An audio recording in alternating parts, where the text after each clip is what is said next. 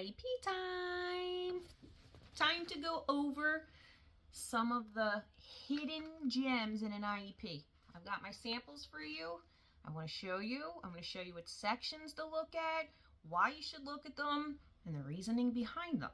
Okay, so we know when a child turns about 3 years old or at 3 years old, the IFSP is gone and then the IEP is with us. So the IFSP kind of focuses on the family as a whole unit because it's 0 to 3, early intervention, and then the IEP focuses on the child, obviously. We know this, right? And then once a child, I believe, is an adult, 21 or so, that it becomes an IFSP again, I believe, because again, it's the family as a whole. So here's what I want to show you, a couple really important things, okay?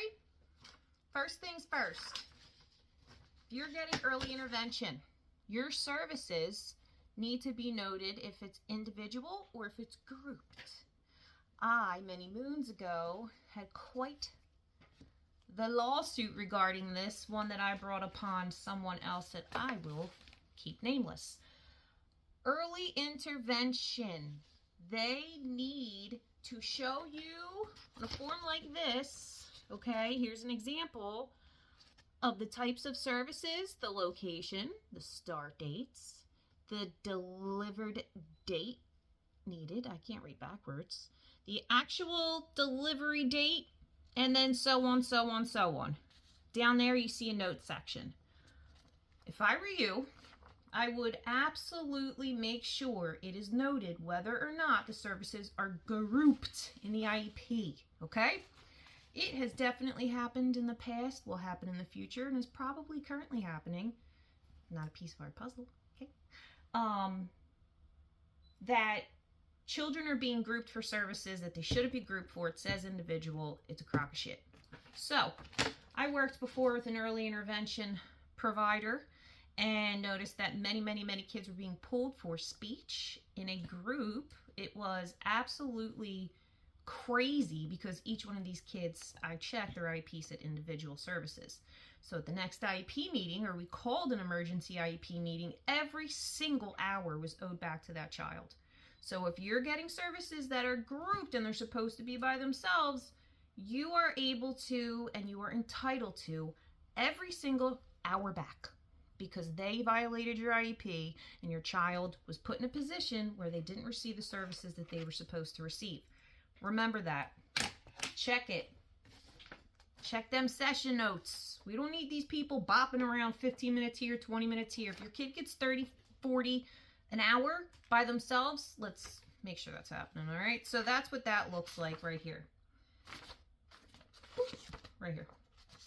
The next one that I really want to show you guys that I feel is incredibly important, I see this a lot, mainly in schools, so public school districts and things like that with IEPs. Super important. A lot of times, there's this box, one of the questions in the IEP is, does the behavior impede the child's learning or that of others? If you do not fight for that, if you do not provide examples and really tell them that you feel this behavior is impeding the child's learning, you will be able to get some type of behavioral assessment. You can ask for an FBA. You can ask for something that is a behavior plan for your child. Fight it. Fight it. If you feel like they're wrong and you think that the behaviors impede, even slightly, go for it. Because all it will do is give you extra help. Okay, so that one, really important. Yes, check that box off. All right, does the student exhibit behaviors that impede his or her learning? So if you do choose yes, like I said, the IEP must develop a PBS support plan or positive behavior support plan based on an FBA, functional assessment of behavior. And it must utilize behavior techniques. You have to list it. It's a whole big to-do. Don't sleep on that. Does your child's learnings impede? Yes, they do. Does your child want individual services? Yes, they do. Are you going to check to see if it's grouped? Yes, you are. And then the last thing that I'd like to say, because this is a long video, I apologize, is this section here. This is something that I see often with early intervention providers, more so I was going to say on IEPs, obviously, but more so 3 to 5. So Is the child eligible for services during scheduled breaks? This is also with school districts, kind of like ESY. If your child shows a certain amount of regression, then they can get services during breaks. Who is your provider? The Bucks County IU? Elwyn? Not sure. You check and check out the schedules. Elwyn just added a ton of breaks. BCIU has a ton of breaks. Check it out. Weeks and weeks and weeks and weeks and weeks that they have absolutely no services, okay? So if you feel like your child is really missing out and regressing because they're not getting services, bring this up. Emergency, IEP meeting, team members, let's go. He doesn't remember what he should have remembered over Christmas break. Over your 3-week break, he forgot the color red. Alrighty, let's go. Services during the scheduled breaks. Don't sleep on that one either. Fight it.